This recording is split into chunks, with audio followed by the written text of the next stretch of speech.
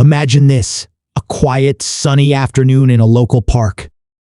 Birds chirping, kids laughing, and the faint hum of life going on as usual. But in one corner of the park, something is about to happen that will change everything. A group of teenagers, loud and brash, spots an old man sitting alone on a bench. He looks frail, harmless, and maybe even a little out of place. To them, he's an easy target, someone they can mess with to prove their dominance.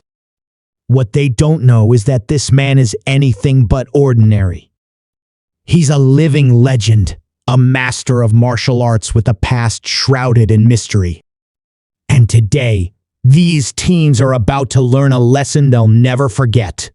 If you've ever wondered what it feels like to underestimate someone, only to realize you've made the biggest mistake of your life, then you're in the right place. This story isn't just about karma or revenge. It's about respect, humility, and the hidden strength that lies within us all. By the end of this video, you'll get the answers you're looking for. Who is this old man? Why is he in the park? And what happens when the bullies push him too far? Stick around, because this is one story you won't want to miss. Let's talk about you for a second. Why are you here? Maybe you've been bullied before, or maybe you've seen it happen to someone else. Maybe you're just curious about what happens when the tables turn. Whatever the reason, I want you to know this. You're not just watching a video. You're about to experience something that will make you think, feel, and maybe even see the world a little differently. This isn't just a story, it's a journey. And I'm here to guide you through it, step by step. Now, let's set the scene. The park is your typical suburban green space, swings, slides, and plenty of open grass. The old man, let's call him Mr. Lee, sits quietly, feeding the pigeons. He's unassuming, almost invisible to the world around him. But if you look closely, you might notice the way he carries himself. There's a stillness, a calmness that hints at something deeper. Enter the teens, Jake, the ringleader, Mia, his girlfriend, and Ryan, the follower. They're the kind of kids who think they own the world, always looking for someone to pick on. Today, they've chosen Mr. Lee. At first, it's just words. Mocking laughter, snide comments about his age, his clothes, the way he talks. But then, it escalates. A shove here, a taunt there. The tension builds, and you can feel it in the air. What happens next? Well, that's where things get interesting. Because Mr. Lee doesn't react the way they expect. He doesn't run. He doesn't fight back. Not yet. Instead, he does something that throws them off completely. And that's when the real story begins. But here's the thing. This isn't just about a fight. It's about what happens when you judge someone without knowing their story. It's about the power of patience, discipline, and the quiet strength that comes from years of training. It's about the moment when the bully realizes they've bitten off more than they can chew. And trust me, that moment is coming. So, what's the master move here? It's not just about the action, it's about the lesson. By the end of this video, you'll see why Mr. Lee is the way he is. You'll understand the choices he makes and the principles he lives by. And maybe, just maybe, you'll walk away with a little more respect for the people around you. Because everyone has a story. Everyone has a hidden strength. And sometimes, it takes a moment of reckoning to bring it to light. But before we get to that moment, let me ask you this. Have you ever underestimated someone? Maybe it was a quiet classmate, a coworker, or even a stranger on the street. Did you ever stop to think about what they might be capable of? That's the question at the heart of this story. And by the time we're done, you'll have your answer. So, here's the deal. I'm not going to give away the ending.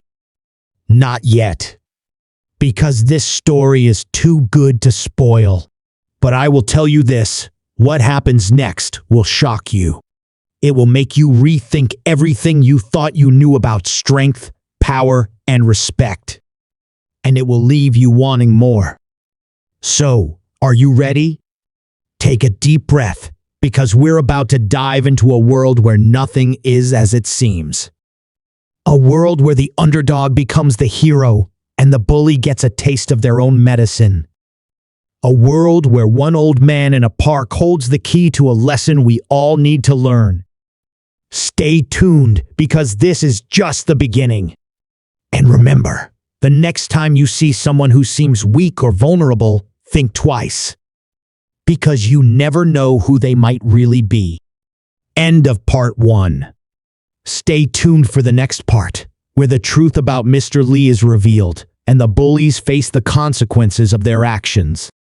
As the sun dipped lower in the sky, casting long shadows across the park, Mr. Lee continued to sit on the bench, his presence as calm and unshakable as the ancient oak tree behind him.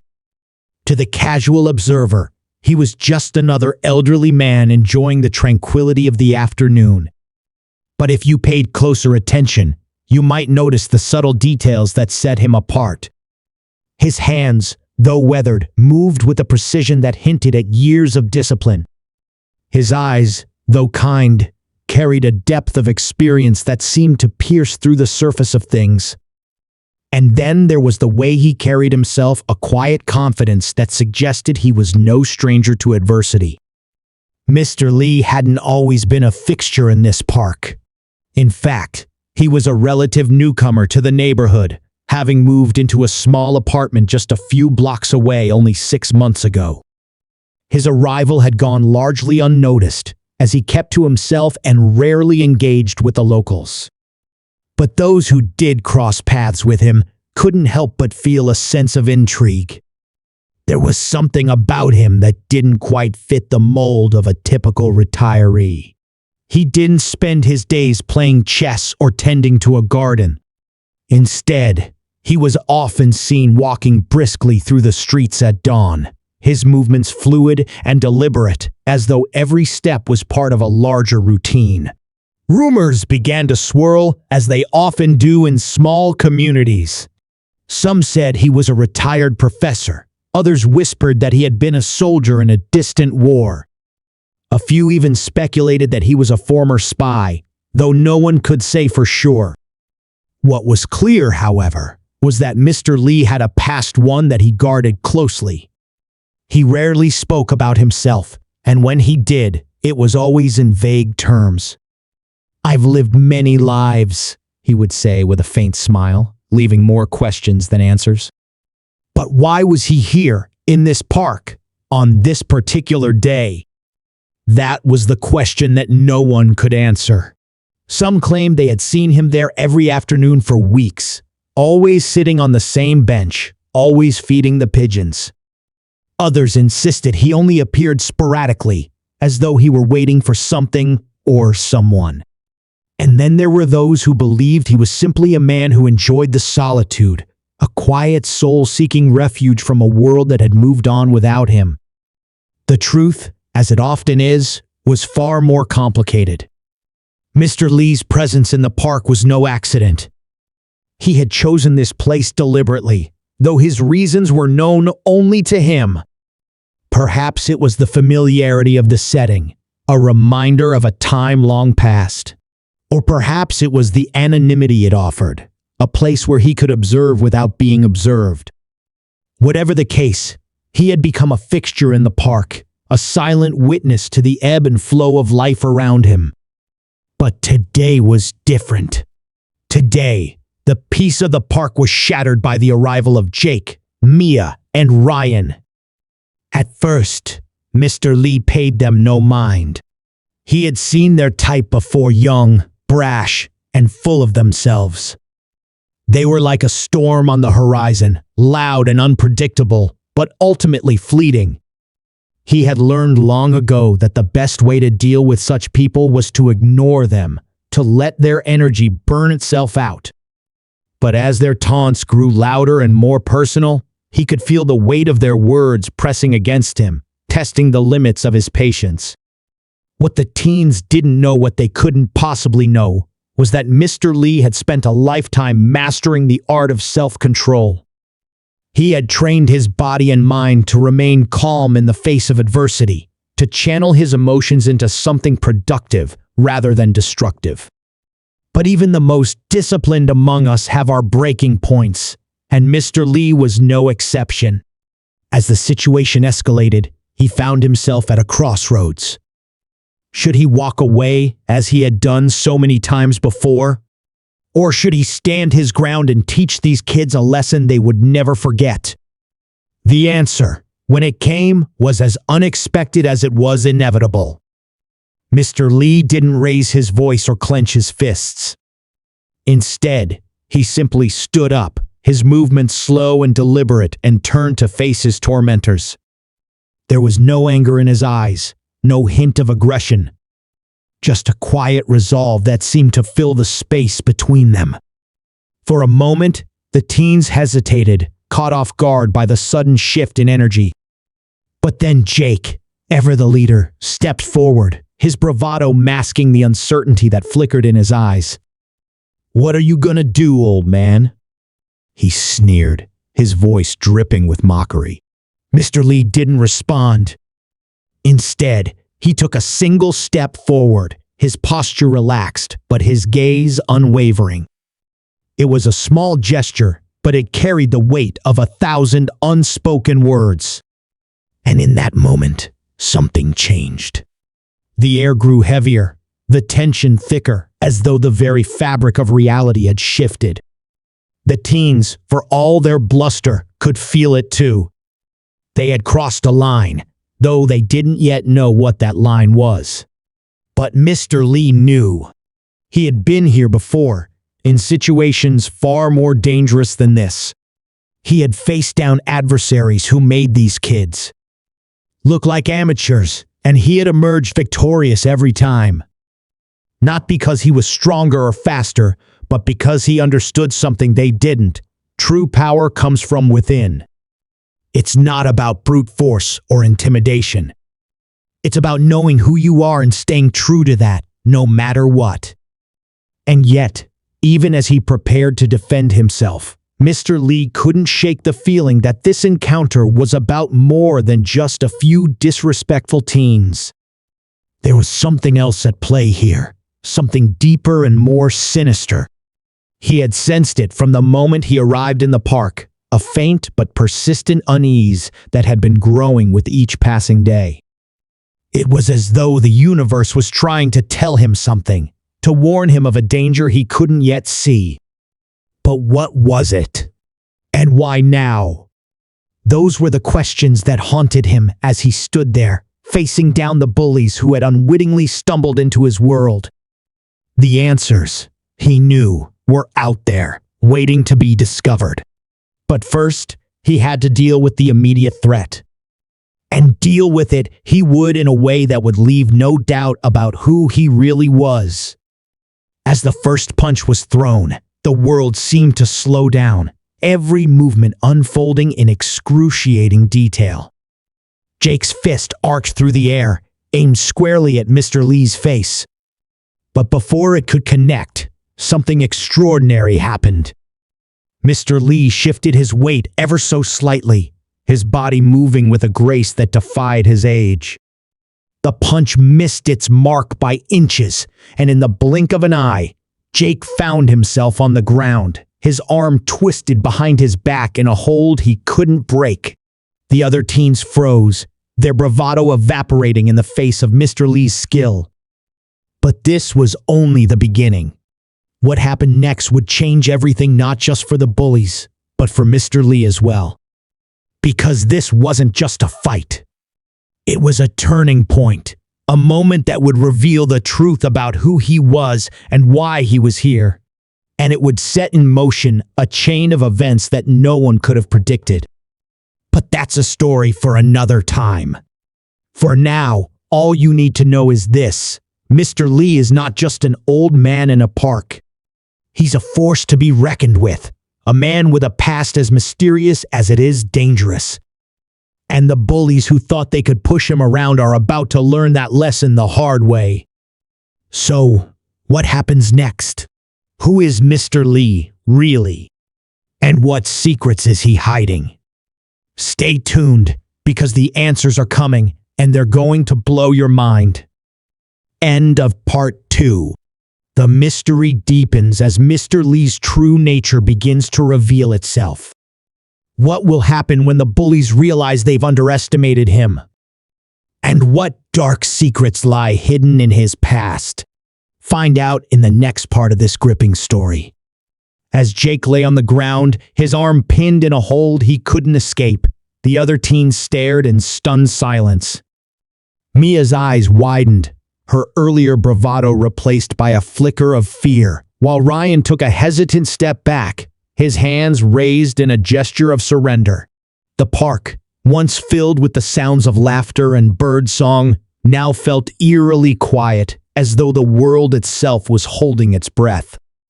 Mr. Lee stood over Jake, his expression unreadable, his movements so precise and controlled that it was impossible to believe he was just an ordinary old man. But even as the teens began to realize the gravity of their mistake, something else was happening, something far more dangerous than a simple confrontation in a park. Across town, in a dimly lit apartment cluttered with books and strange artifacts, a woman named Clara was pacing nervously. She was in her late 30s, with sharp features and a determined glint in her eyes. Clara had known Mr. Lee for years, though their relationship was complicated, to say the least. She had been his student once, learning the art of martial arts and the philosophy that came with it. But their paths had diverged long ago, and they hadn't spoken in over a decade. That is, until today. Earlier that morning, Clara had received a package in the mail, a small, unmarked box containing a single item, a faded photograph of Mr. Lee standing in front of a dojo, his face stern but his eyes filled with a quiet pride. On the back of the photo, written in a familiar hand, were the words, "The past is never truly gone." Claire had no idea what it meant, but it unsettled her deeply. She had spent years trying to put her past behind her, to build a new life far removed from the world of martial arts and the secrets that came with it. But now, it seemed, the past was catching up to her. She had tried calling Mr. Lee, but his phone went straight to voicemail. She had even driven by his apartment, only to find it empty. And then, just as she was about to give up, she received a text from an unknown number. It was a single sentence. "He's in the park. You need to see this." Clara didn't know who had sent the message or why, but she couldn't ignore it. Something was happening, something big, and she had a sinking feeling that Mr. Lee was at the center of it. Grabbing her coat, she rushed out the door, her mind racing with questions. What was he doing in the park? Who had sent her the photo and the text? And why now, after all these years, was the past resurfacing? Back in the park, Mr. Lee released Jake, stepping back and allowing the teen to scramble to his feet. Jake's face was a mixture of fear and humiliation, but he didn't say a word. Neither did Mia or Ryan.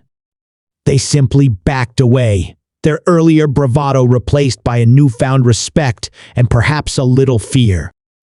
Mr. Lee watched them go, his expression unreadable. He knew this wasn't over. Bullies like Jake didn't learn their lesson that easily.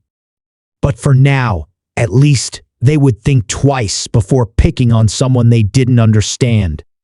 As the teens disappeared into the distance, Mr. Lee turned and began to walk away, his mind already shifting to the larger problem at hand. He had sensed it earlier, that faint but persistent unease that had been gnawing at him for days.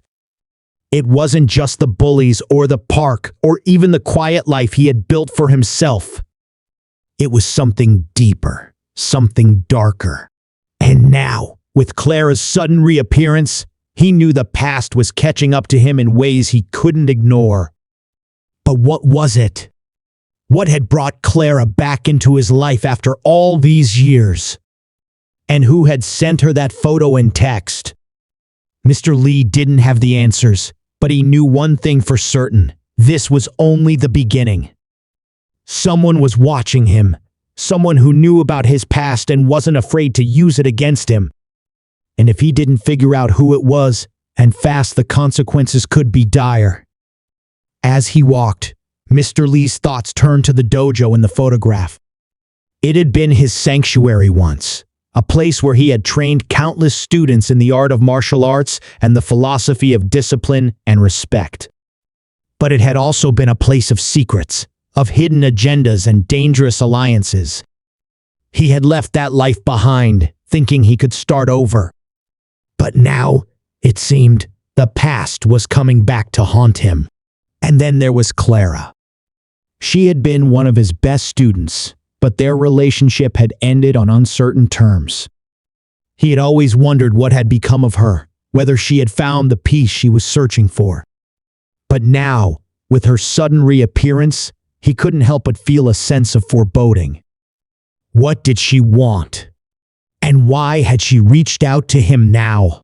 The answers, he knew, were out there. But finding them would mean confronting the past and the people who wanted to keep it buried. It would mean stepping back into a world he had tried to leave behind, a world of danger and deception. And it would mean putting everything on the line, including the quiet life he had built for himself. But Mr. Lee wasn't one to back down from a challenge. He had spent a lifetime mastering the art of patience and discipline, of waiting for the right moment to strike. And now, it seemed, that moment had come. Whatever was happening, whatever secrets were being unearthed, he would face them head on. Because that's who he was. That's what he had trained for. As he reached the edge of the park, Mr. Lee paused, his eyes scanning the horizon. Somewhere out there, someone was watching him. Someone who knew about his past and wasn't afraid to use it against him. And now, with Clara back in the picture, the stakes were higher than ever. But Mr. Lee wasn't afraid. He had faced worse in his life, and he had always come out on top. The question was, could he do it again?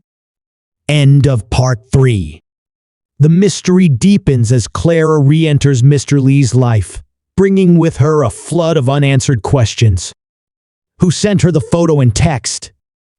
What secrets from the past are being unearthed? And what does it all mean for Mr. Lee? Stay tuned, because the stakes are about to get even higher. As Mr. Lee left the park, his mind racing with questions about Clara and the mysterious package she had received, he couldn't shake the feeling that he was being watched. The streets were quiet, the kind of quiet that feels heavy, like the calm before a storm. He had spent years honing his instincts, learning to trust the subtle signs that most people overlook. And right now, every fiber of his being was telling him that something was wrong. Very wrong. When he arrived at his apartment, he found the door slightly ajar. His heart sank. He always locked his door, always. Pushing it open slowly, he stepped inside, his senses on high alert.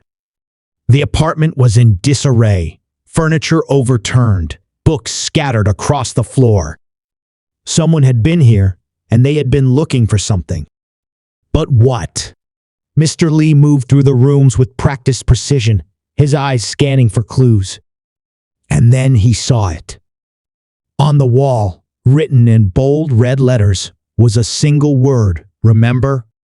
The word hit him like a punch to the gut. It wasn't just a message, it was a warning. Someone was trying to remind him of something he had buried deep in his past. But what? And why now? As he stood there, staring at the word, his phone buzzed in his pocket. It was a text from Clara. "We need to talk. Now." Mr. Lee didn't hesitate. He grabbed his coat and headed out the door, his mind a whirlwind of thoughts. Claire's sudden reappearance, the break-in, the cryptic message on his wall, it was all connected. But how? And who was behind it? He had always been careful, always kept his past hidden. But now, it seemed, the walls were closing in. When he arrived at Claire's apartment, she was waiting for him, her face pale and drawn. She didn't say a word, just handed him a piece of paper. It was a newspaper clipping, yellowed with age. The headline read, "Local Dojo Master Disappears Amidst Scandal." The article was about him. Mr. Lee's hands trembled as he read the words. The article detailed the events of that night, the night he had tried so hard to forget. The accusations, the betrayal, the fire that had destroyed the dojo and everything he had built. He had left it all behind, thinking he could start over. But now, it seemed, the past had caught up to him. "Where did you get this?" he asked, his voice barely above a whisper. Clara hesitated, her eyes filled with a mixture of fear and guilt. "It was in the package," she said, "along with the photo. But that's not all." She handed him another piece of paper. It was a letter, written in the same familiar handwriting as the message on his wall. "You thought you could run, but the past always finds a way. The truth is coming, and when it does, you'll wish you had stayed hidden." Mr. Lee felt a chill run down his spine. Someone knew about the fire, about the scandal, about everything he had tried to leave behind. But who? And what did they want? As he stood there, trying to make sense of it all, Clara spoke again. "There's something else," she said, her voice trembling. "I didn't want to tell you this, but I think you need to know. The night of the fire. I was there." Mr. Lee's heart stopped. "What?" Clara looked away, her eyes filled with tears. "I didn't mean for it to happen," she said. "I was angry, hurt. I just wanted to scare you, to make you see what you were losing.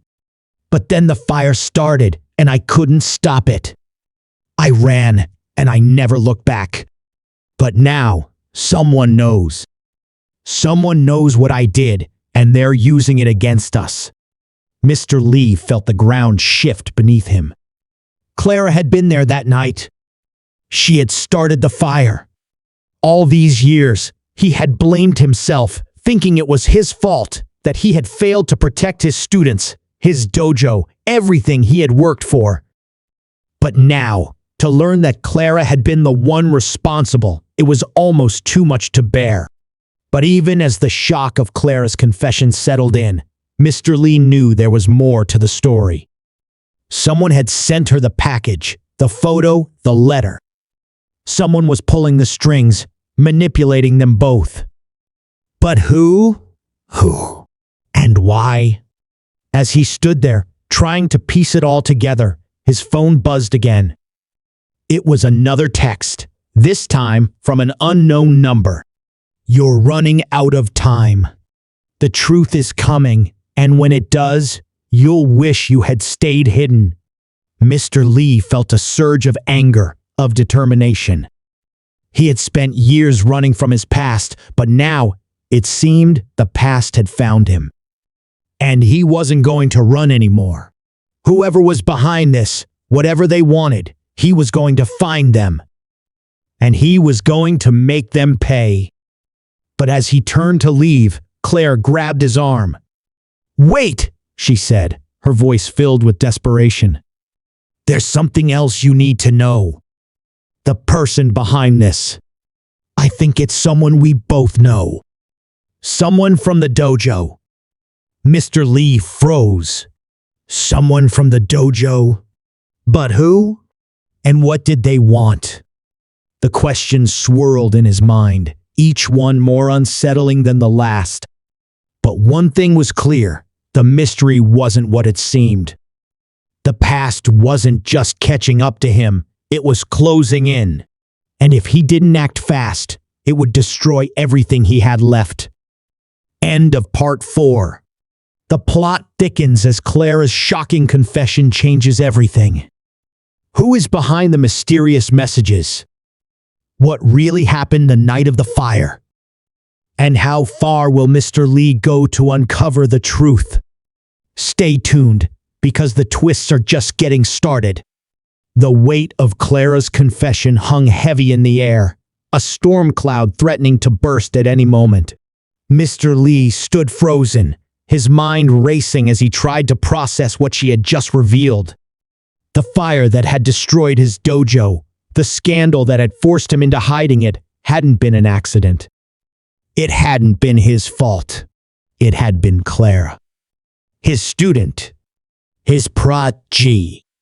Someone he had trusted. The betrayal cut deeper than any physical wound, and for a moment, he couldn't speak. He just stared at her, his expression a mixture of disbelief and anger. But even as the emotions threatened to overwhelm him, Mr. Lee knew he couldn't afford to lose focus. Whoever was behind this, whoever had sent the package, the messages, the threats, they were still out there. And they weren't just targeting him. They were targeting Clara too. This wasn't just about the past. It was about the present. And if they didn't figure out who was pulling the strings, the consequences could be catastrophic. "We need to find out who's doing this," Mr. Lee said finally, his voice low and steady. "Before it's too late." Clara nodded, her face pale but determined. "I know," she said. "But where do we even start? Whoever this is, they've been one step ahead of us this whole time." Mr. Lee didn't have an answer. The truth was, they were flying blind. But there was one thing he did know. They couldn't do this alone. They needed help. And that meant reaching out to someone they hadn't spoken to in years, someone who might know more about what was going on than they were letting on. "We need to talk to Sensei Tanaka," Mr. Lee said, his voice firm. Clara's eyes widened. "Tanaka? But he retired years ago. He's not involved in any of this." "Maybe not," Mr. Lee said. "But he was there that night. He knows what happened. And if anyone can help us figure out who's behind this, it's him." Claire hesitated, her expression conflicted. She had always been close to Tanaka, seeing him as a mentor and a father figure. But after the fire, after everything that had happened, their relationship had fractured.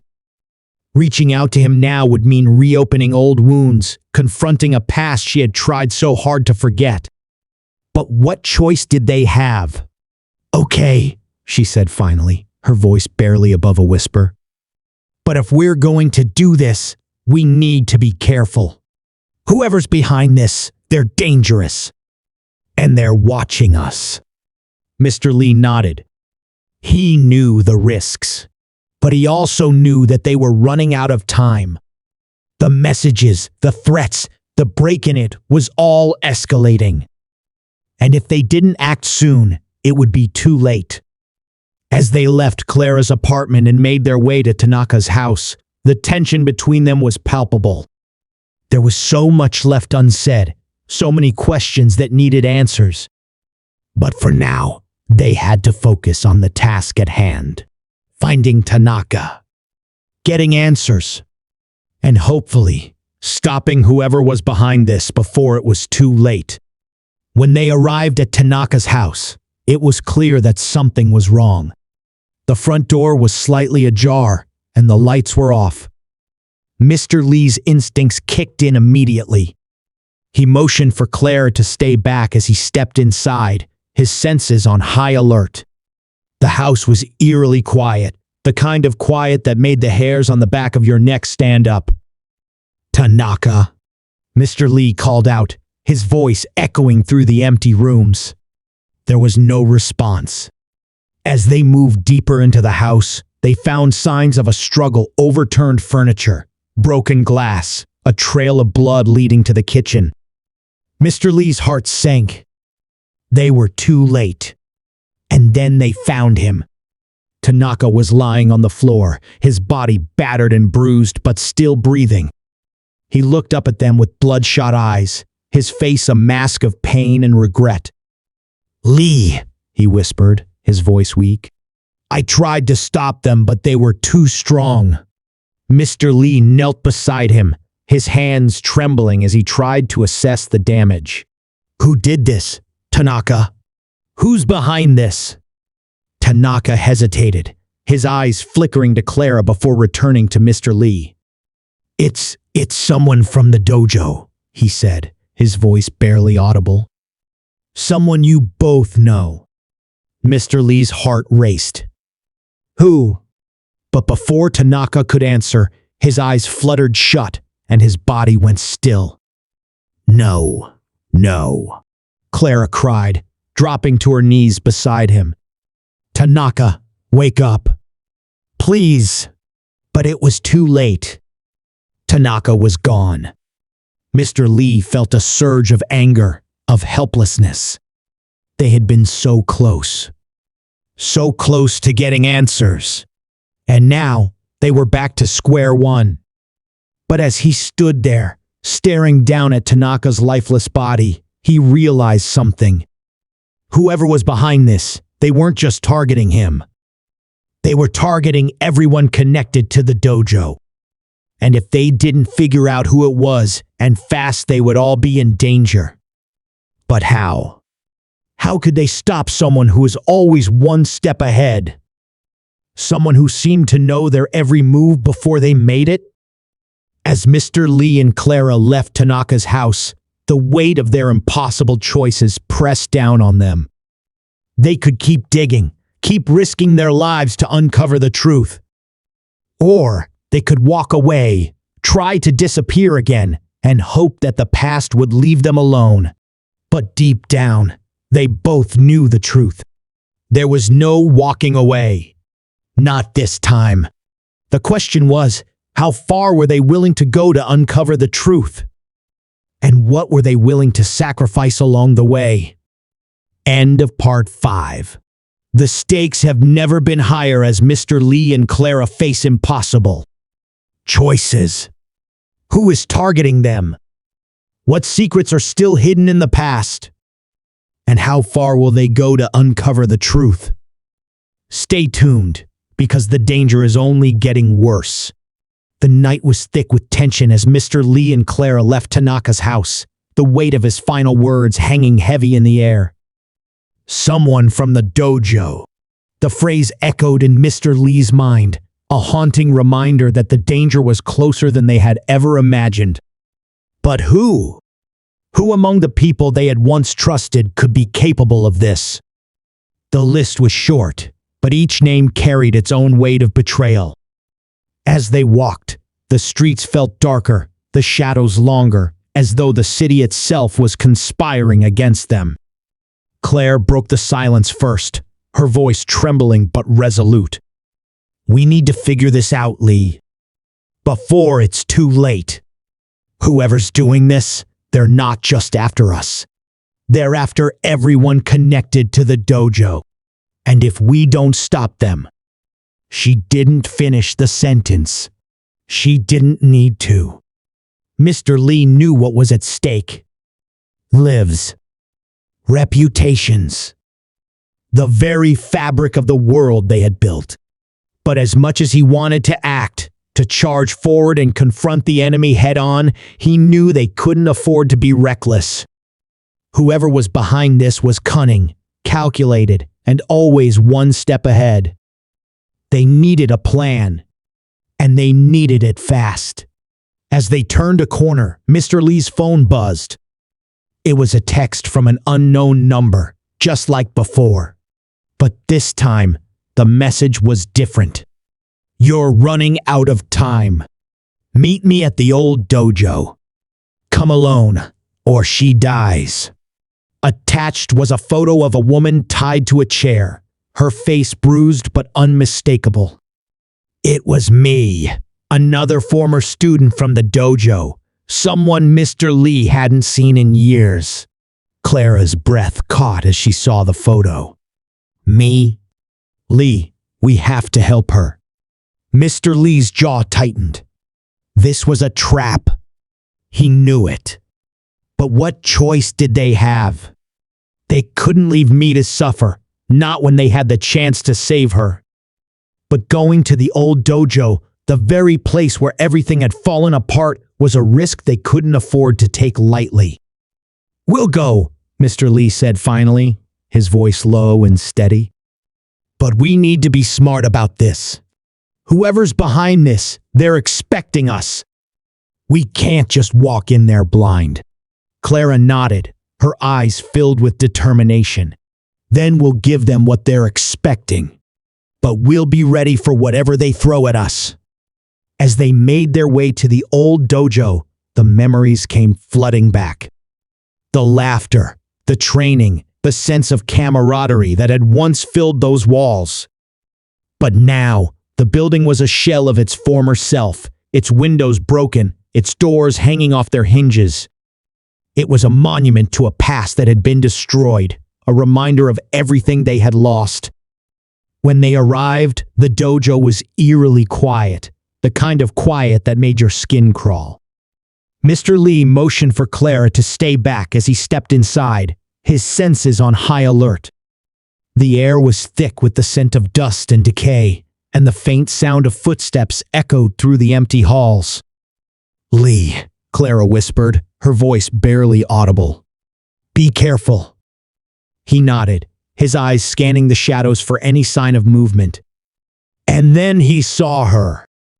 Mi was tied to a chair in the center of the room, her head slumped forward, her body limp.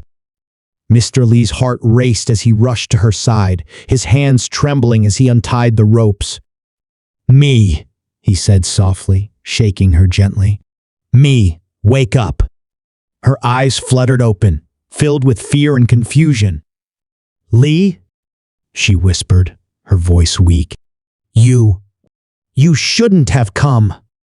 Before Mr. Lee could respond, the sound of slow, deliberate clapping filled the room. He turned, his heart sinking as a figure stepped out of the shadows. It was someone he recognized instantly. Someone he had trusted. Someone he had never suspected. Sensei, the figure said, his voice dripping with mockery. It's been a long time. Mr. Lee's blood ran cold.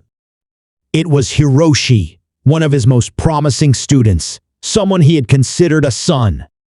But the man standing before him now was unrecognizable.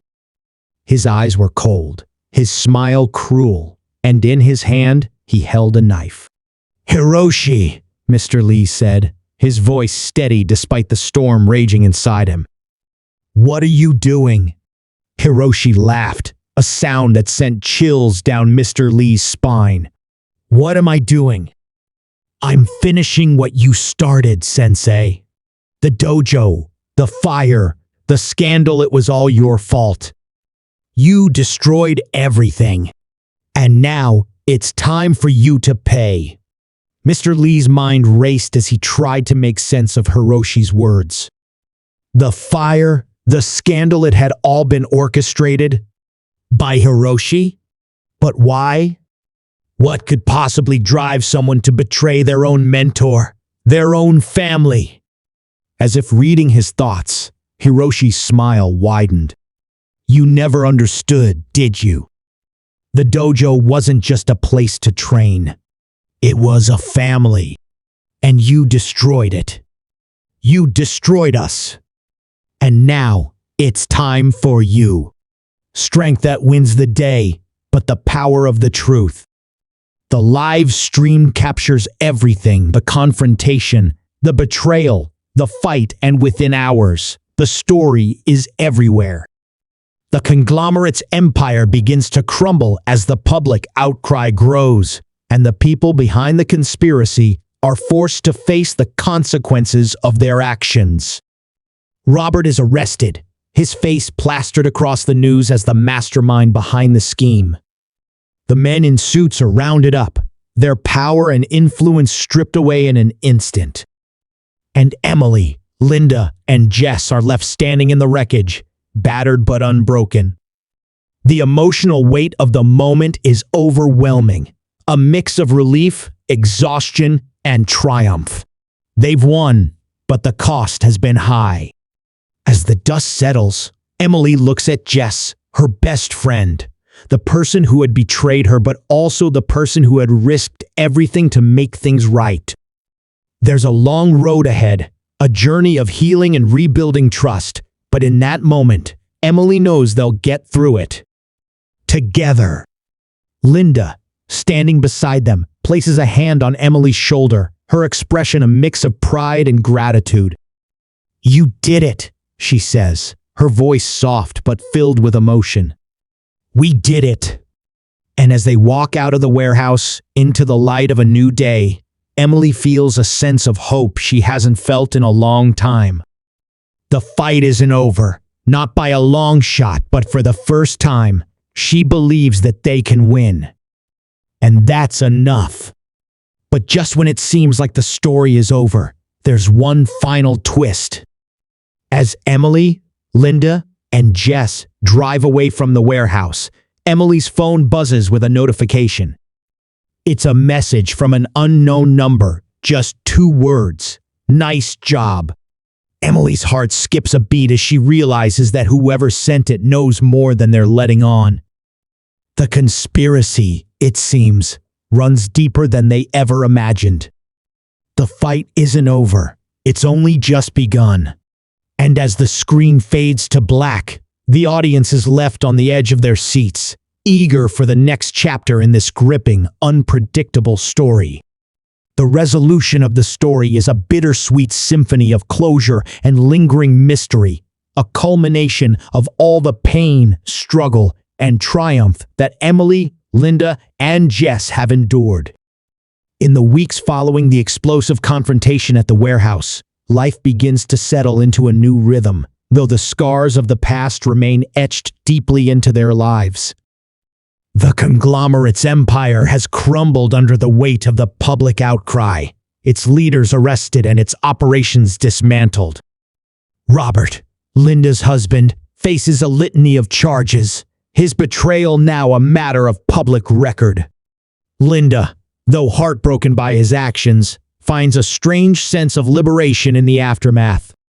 She rebuilds her store, not just as a business, but as a symbol of resilience, a testament to the power of standing up for what's right. The community rallies around her, their support a balm for the wounds she's endured. And yet, there's a quiet sadness in her eyes, a reminder that some betrayals cut too deep to ever fully heal. Emily, too, begins to find her footing in this new reality. The trauma of the past months has left its mark, but it's also forged her into someone stronger, more determined. She decides to stay on at the store, not just as an employee, but as a partner, working alongside Linda to create something truly special. The bond between them has deepened, their shared experiences creating a connection that feels almost familial. But it's her relationship with Jess that undergoes the most profound transformation. The betrayal had been a knife to the heart, but Jess's actions in the warehouse, her decision to risk everything to expose the truth, had been a turning point. Their friendship is fragile, a delicate thing that requires time and effort to rebuild, but there's a sense of hope that wasn't there before. They've both been through hell, but they've come out the other side, and that's something worth holding on to. Jess, for her part, is grappling with her own demons. The guilt of her actions weighs heavily on her, but she's determined to make amends. She throws herself into helping Emily and Linda, using her tech skills to modernize the store and reach a wider audience. It's her way of saying sorry, of proving that she's more than the mistakes she's made. And slowly, tentatively, she begins to forgive herself. The road ahead is long, but she's ready to walk it, one step at a time. The 3 women, bound together by their shared experiences, form a kind of makeshift family, their bond a source of strength as they navigate the challenges of rebuilding their lives. But even as they find moments of peace, the mystery of the unknown number lingers, a shadow that refuses to dissipate. The message "nice job" had been a reminder that the conspiracy, though dismantled, had roots that ran deeper than anyone had realized. Emily had tried to trace the number, but it led to a dead end, a ghost in the machine that left her. Forward, his hands raised in a gesture of peace. "Stop," he said, his voice trembling but firm. "This isn't right. We're not killers. We're not monsters. This isn't what Sensei taught us." The room fell silent once more, the tension so thick you could feel it in the air. Hiroshi turned to Kenji, his eyes blazing with fury. "Traitor," he spat, his voice filled with venom. "You're just as weak as he is." But before Hiroshi could react, Mr. Lee saw his chance. He moved faster than anyone thought possible, disarming Hiroshi with a single, precise strike and pinning him to the ground. The other students froze, their eyes wide with shock, as Mr. Lee stood over Hiroshi, his expression a mixture of anger and sorrow. "This ends now," Mr. Lee said, his voice low and steady. "I made mistakes. I ran when I should have stayed. But I won't let you destroy what's left of the dojo. Not like this." For a moment, no one moved. And then, slowly, the other students began to lower their weapons, their faces filled with a mixture of shame and relief. But just as it seemed like the fight was over, a new voice filled the room. "Well, well," the voice said, dripping with mockery. "Looks like I underestimated you, Lee." Mr. Lee turned, his heart sinking as a figure stepped out of the shadows. It was someone he recognized instantly, someone he had never suspected. It was Tanaka. The man they had thought was dead, the man they had mourned, was standing before them, his eyes cold and his smile cruel. "Tanaka?" Mr. Lee whispered, his voice filled with disbelief. "But you're dead." Tanaka laughed, a sound that sent chills down Mr. Lee's spine. "Dead? No, Lee. I've been watching, waiting. And now it's time for you to pay for what you've done." The room erupted into chaos as Tanaka's true intentions were revealed. He had been behind it all: the messages, the threats, the manipulation. He had turned Hiroshi and the others against Mr. Lee, using their anger and pain to fuel his own vendetta. And now, he was here to finish what he had started. But Mr. Lee wasn't going to let him win. Not this time. The final battle was fierce, a clash of skill and willpower that left the dojo in ruins. But in the end, it was Mr. Lee who emerged victorious, his body battered, but his spirit unbroken. As Tanaka lay on the ground, defeated and broken, Mr. Lee knelt beside him, his heart heavy with the weight of everything that had happened. "Why, Tanaka?" he asked, his voice filled with sorrow. "Why go to all this trouble?" Tanaka smiled, his eyes filled with a mixture of regret and defiance. "Because you took everything from me, Lee. And now I've taken everything from you." But as Mr. Lee stood, his eyes filled with determination, he knew that Tanaka was wrong. He hadn't lost everything. He still had Clara. He still had me. And he still had the lessons he had taught his students: lessons of strength, of resilience, of hope. The dojo was gone, but the spirit of what it had stood for lived on. And as Mr. Lee walked away, his heart heavy, but his head held high, he knew that the fight was far from over. But for now, at least, he had won. End of Part 7. The climax reveals the shocking truth as Mr. Lee confronts Tanaka in a final, brutal battle. But even as the dust settles, the scars of the past remain. What happens next? Stay tuned for the final chapter, where the story reaches its emotional conclusion.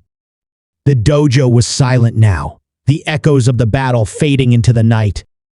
Mr. Lee stood amidst the wreckage, his body aching and his mind racing. Tanaka lay unconscious on the floor, his plan unraveled, his vendetta exposed.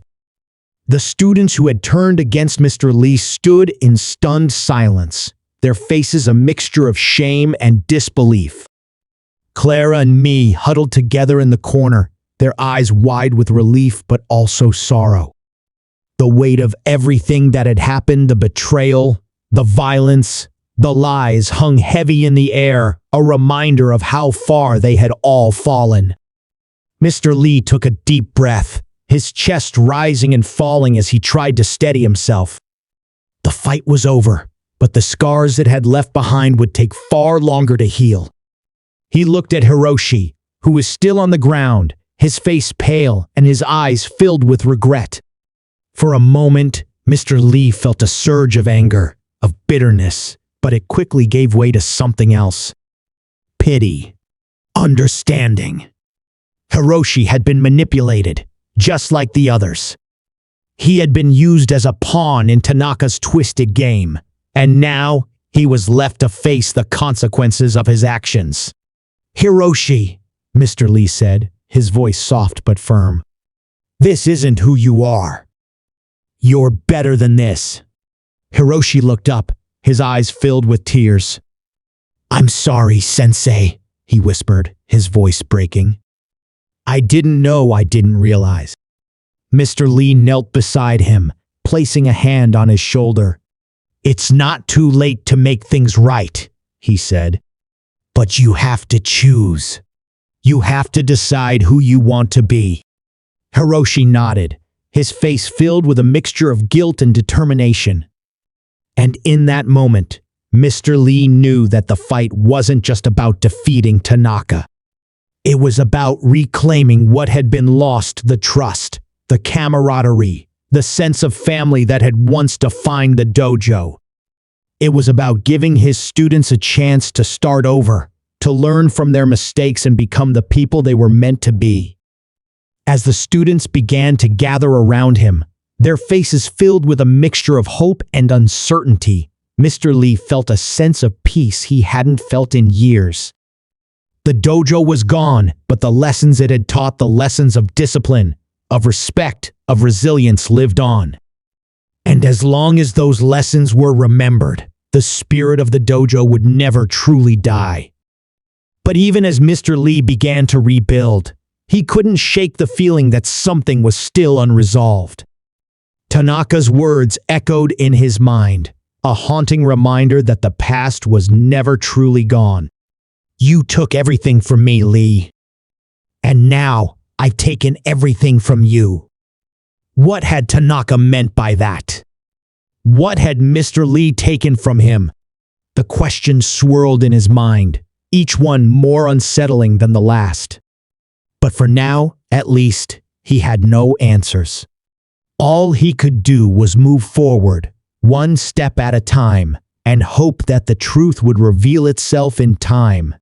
As the days turned into weeks, Mr. Lee began to rebuild his life. He reopened the dojo, not as a place of training, but as a community center, a place where people could come together, heal, and learn from one another. Clara and me stayed by his side, their bond stronger than ever, and even Hiroshi began to find his way, slowly but surely. But even as life began to return to normal, Mr. Lee couldn't shake the feeling that something was still out there, waiting. A shadow, a threat, a reminder that the past was never truly gone. And then, one day, it happened. Mr. Lee was walking through the park, the same park where it had all begun, when he saw it. A small, unmarked box sitting on a bench, just like the one Clara had received. His heart raced as he opened it, his hands trembling as he pulled out the contents. It was a photograph. A photograph of the dojo taken years ago before the fire. But this time, there was something different about it. In the corner of the photo, barely visible, was a figure Mr. Lee recognized instantly. It was himself. But not as he was now. Younger. Stronger. And standing beside him was someone else. Someone he hadn't seen in years. Someone he had thought was gone forever. His brother. Mr. Lee's heart sank as the truth hit him like a punch to the gut. His brother, who had disappeared years ago, who had been presumed dead, was alive. And he had been watching. Waiting. The message on the back of the photo was simple, but it sent chills down Mr. Lee's spine. The past is never truly gone. As Mr. Lee stood there, staring at the photo, he realized that the fight wasn't over. It had only just begun. But this time, he was ready. End of Part 8. The story reaches its emotional conclusion as Mr. Lee finds peace and begins to rebuild his life.